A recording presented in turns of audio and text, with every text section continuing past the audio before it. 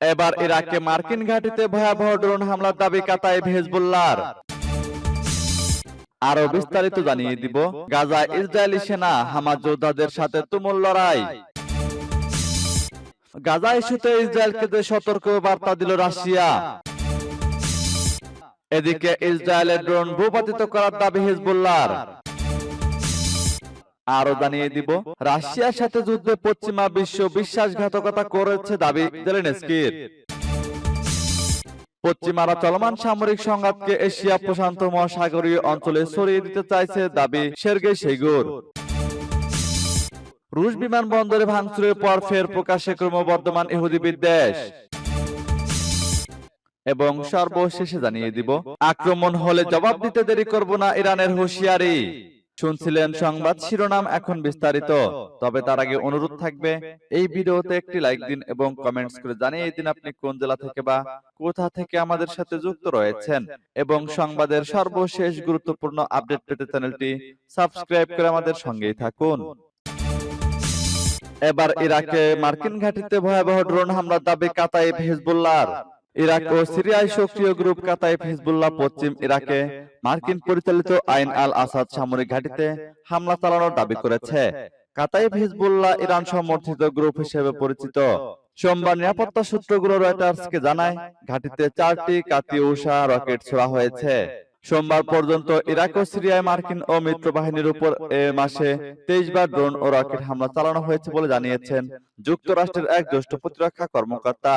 গত 17 অক্টোবর থেকে 30 অক্টোবর পর্যন্ত ইরাকে অন্তত 14 বার এবং সিরিয়ায় 9 বার মার্কিন ও জোট বাহিনীর উপর হামলা চালানো হয়েছে। যুক্তরাষ্ট্রের এই জ্যেষ্ঠ প্রতিরক্ষা কর্মকর্তা বলেন, আমাদের শক্তিশালী প্রতিরক্ষা ব্যবস্থার কারণে বেশিরভাগই তাদের লক্ষ্যে পৌঁছাতে ব্যর্থ হয়েছে। এদিকে গাজায় ইসরায়েলি সেনা হামাস যোদ্ধাদের তুমুল লড়াই। ফিলিস্তিনের গাজা উপত্যকায় ইসরায়েলি সেনাদের সঙ্গে তুমুল লড়াই চলছে ফিলিস্তিনের স্বাধীনতা আন্দোলনের সশস্ত্র গোষ্ঠী হামাস যোদ্ধাদের।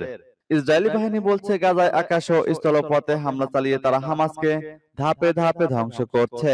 অপরদিকে হামাস জানিয়েছে, পাল্টা হামলা চালিয়ে তারা ইসরায়েলের এক সেনাকে হত্যা ও কয়েকটি সাজোয়া যান ধ্বংস করেছে। 7 অক্টোবর হামাসের অতর্কিত হামলার জবাবে গাজায় অব্যাহত বোমা হামলা চালাচ্ছে ইসরায়েল। সম্প্রতি উপত্যকাটিতে ট্যাঙ্ক সহ অন্যান্য সাজোয়া যান নিয়ে প্রবেশ করেন ইসরায়েলি সেনারা। মঙ্গলবার উত্তর গাজার আরো ভেতরে প্রবেশ করেছেন তারা। এসব অঞ্চলে হামাসের সঙ্গে তাদের সংঘর্ষ হচ্ছে বলে জানিয়েছে ইসরায়েলি বাহিনী। এ নিয়ে বিবিসির ব্রেকফাস্ট অনুষ্ঠানে ইসরায়েলি সামরিক বাহিনীর মুখপাত্র পিটার লার্নার বলেন, সোমবার রাতভর গাজায় ইসরায়েলি সেনা ও হামাস যোদ্ধাদের মধ্যে ব্যাপক পাল্টাপাল্টি হামলার ঘটনা ঘটেছে। হামাসকে একের পর এক আঘাত করে ধাপে ধাপে ধ্বংস করা হচ্ছে। লার্নার অভিযোগ করে বলেন, মসজিদ ও বেসামরিক ভবন থেকে কার্যক্রম পরিচালনা করছে হামাস। ইসরায়েল বাহিনী গাজার সব এলাকায় হামলা চালাচ্ছে বলে জানিয়েছেন বাহিনীর মুখপাত্র লেফটেন্যান্ট কর্নেল জোনাথন কন্ড্রিকাস। তিনি বলেছেন, আমাদের কর্মকাণ্ডের কেন্দ্রবিন্দু হলো উত্তর গাজা। এই অঞ্চলের হামাসের আধিপত্য রয়েছে, তবে আমরা গাজার অন্য এলাকাগুলোতেও হামলা চালিয়ে যাচ্ছি। আবারও গাজা ইস্যুতে ইসরায়েলকে যে সতর্ক বার্তা দিল রাশিয়া। গাজায় ইসরায়েলের বোমা বর্ষণ আন্তর্জাতিক আইনের পরিপন্থী, এতে বিপর্যয় সৃষ্টির ঝুঁকি রয়েছে, যা কয়েক দশক ধরে স্থায়ী হতে পারে। একই সঙ্গে গাজা উপত্যকায় ইসরায়েলের অব্যাহত বোমা হামলার তীব্র সমালোচনা করেছেন রাশিয়ার পররাষ্ট্রমন্ত্রী সের্গেই ল্যাভরভ। বেলারুশের রাষ্ট্রায়ত্ত বার্তা সংস্থা বেলটাকে দেওয়া এক সাক্ষাৎকারে এমন মন্তব্য করেছেন ল্যাভরভ। ইসরায়েলের বিরুদ্ধে রাশিয়ার এখন পর্যন্ত সবচেয়ে কঠোর সমালোচনা হিসেবে দেখা হচ্ছে ল্যাভরভের মন্তব্যকে। তিনি বলেন, আমরা সন্ত্রাসবাদের নিন্দা জানাই। আন্তর্জাতিক মানবাধিকার আইন লঙ্ঘন করে সন্ত্রাসবাদের প্রতিক্রিয়া জানানোর সঙ্গে আমরা দ্বিমত পোষণ করছি। বেসামরিক নাগরিক জিম্মি লোকজন রয়েছে জানার পরও নির্বিচার বল প্রয়োগ আন্তর্জাতিক মানবাধিকার আইনের পরিষ্কার লঙ্ঘন।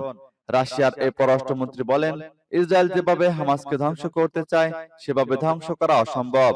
সতর্ক করে দিয়ে ল্যাভরভ বলেন, যদি গাজাকে ধ্বংস এবং এর 20 লাখ বাসিন্দাকে বহিষ্কার করা হয়, যেভাবে ইসরায়েল ও বিদেশি কিছু রাজনীতিবিদ প্রস্তাব দিয়েছেন, তা শতাব্দীকালের জন্য তা না হলেও বহু দশকের জন্য বিপর্যয় সৃষ্টি করবে।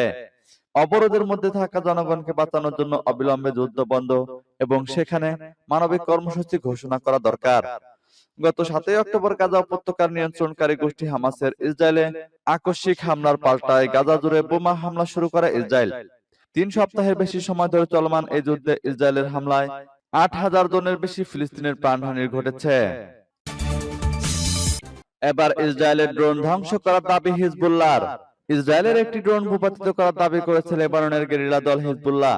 ইসরায়েল গাজা সংঘাত শুরুর পর ইসরায়েলের সঙ্গে সংঘাতে জড়ায় হিজবুল্লাহ। এরপর তারা এই প্রথম ইসরায়েলি ড্রোন ভূপাতিতের দাবি করলো বলে জানিয়েছে দুই নিরাপত্তা কর্মকর্তা।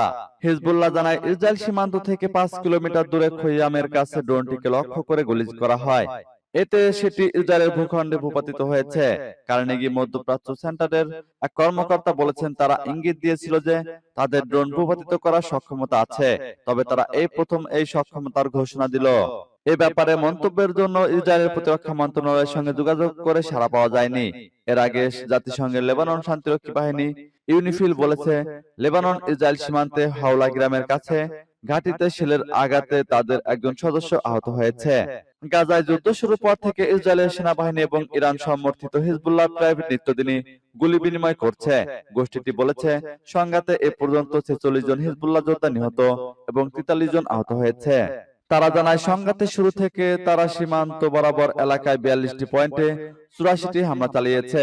ইসরায়েলের সেনাবাহিনী বলেছে, এ পর্যন্ত তাদের অন্তত 7 জন সেনা নিহত হয়েছে। ওদিকে ইউনিফিল বলেছে, লেবাননের উপকূলীয় নাকুরা শহরে তাদের সদর দপ্তরগুলো শেলের আঘাতে ক্ষতিগ্রস্ত হয়েছে। এদিকে রাশিয়ার সাথে যুদ্ধে পশ্চিমা বিশ্ব বিশ্বাসঘাতকতা করেছে দাবি জেলেনস্কির। ইউক্রেনের প্রেসিডেন্ট ভলোদিমির জেলেনস্কি মনে করেছেন, রাশিয়ার বিরুদ্ধে যুদ্ধের বিষয়ে পশ্চিমা দেশগুলো তার সঙ্গে বিশ্বাসঘাতকতা করেছে। সাম্প্রতিক সময় তা জেলেনস্কিকে যথেষ্ট সমর্থন ও মনোযোগ দিতে অস্বীকার করছে। প্রেসিডেন্ট জেলেনস্কির কয়েকজন ঘনিষ্ঠ ব্যক্তির সঙ্গে কথা বলে এই তথ্য দিয়েছে টাইমস অফ ম্যাগাজিন। রিপোর্টে বলা হয়েছে, জেলেনস্কির মিত্ররা মনে করেন তিনি অবাস্তব চিন্তায় মশগুল এবং রাশিয়ার সঙ্গে যুদ্ধে যেটা আসলে অসম্ভব। গত মাসে ওয়াশিংটন সফরের সময় টাইম ম্যাগাজিনের সঙ্গে কথা বলেন জেলেনস্কি ও তার উপদেষ্টারা। গত ডিসেম্বর মাসে আমেরিকায় তাকে বীরের মতো স্বাগত জানানো হলেও এবার তা হয়নি।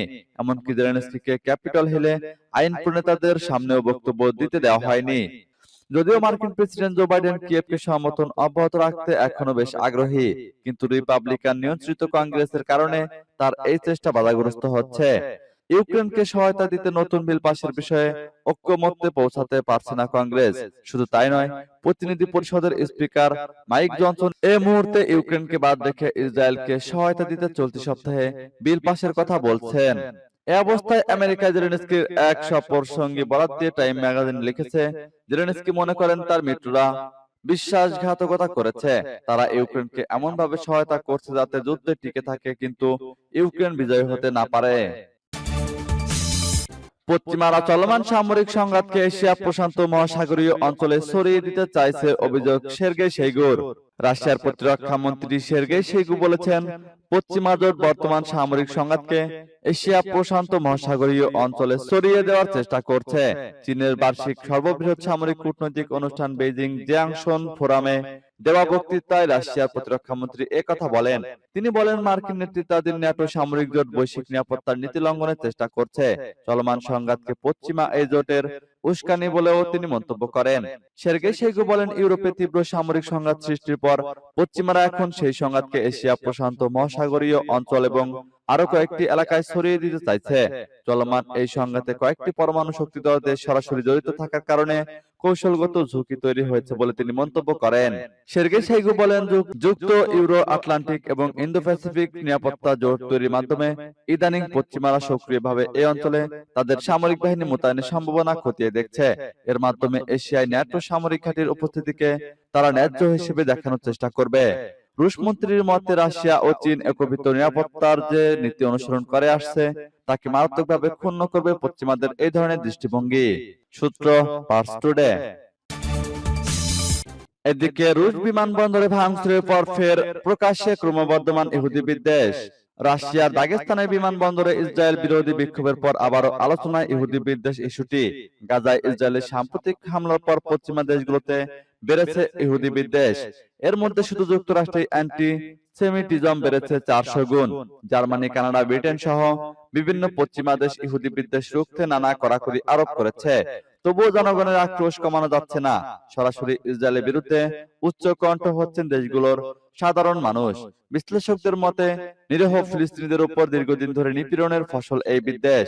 রোববার দাগেস্তানের মাখা সকালার বিমানবন্দরে ইসরায়েল বিরোধী বিক্ষোভ প্রতিবাদ করেন স্থানীয় মুসলিমরা।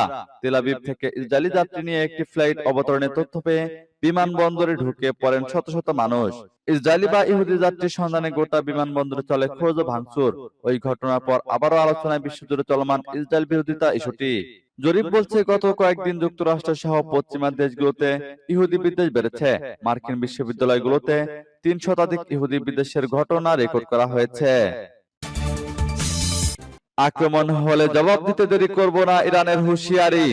জাতিসংঘে নিযুক্ত ইরানের রাষ্ট্রদূত ও স্থায়ী প্রতিনিধি আমির সাইদ ইরাবানি হুঁশিয়ারি উচ্চারণ করে বলেছেন, ইরান যে কোনো হুমকি, হামলা বা আগ্রাসনের জবাব দেবে।